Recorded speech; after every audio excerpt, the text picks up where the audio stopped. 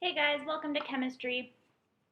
Today we're going to be finishing this chapter and also chemistry for you guys. So we haven't covered every single topic, but we have covered, I would say, the most important ones. And I'm very proud of all the work you guys have been putting into this class. I know it can be a lot sometimes, so great job.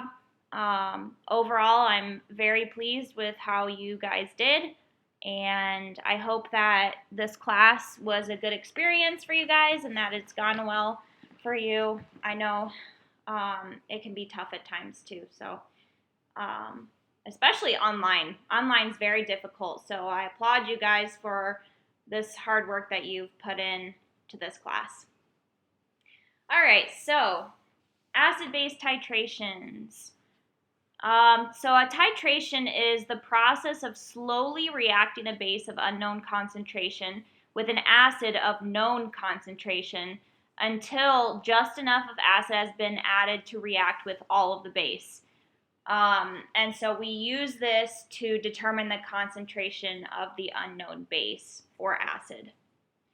So if you have an acid of unknown concentration, you can figure out the concentration by titrating it against a base of known concentration. And this is done by slowly adding the base to the acid until you have added just enough base to react completely with all of the acid.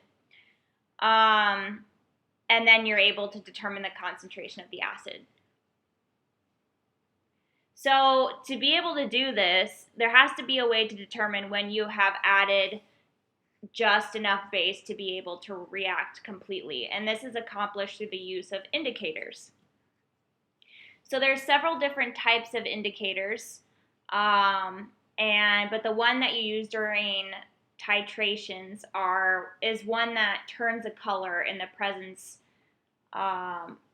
or turns a color when all of the acid has reacted to the base that's being added. Like, we wouldn't use litmus paper, for instance, because the litmus would only see acid in the solution. So you're slowly adding drops of acid to the base, and one drop is going to turn the whole thing a color.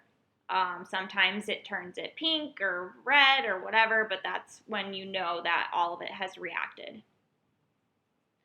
So when the indicator changes color, you call this the end point of the titration.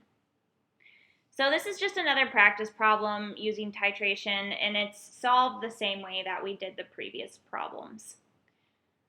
All right.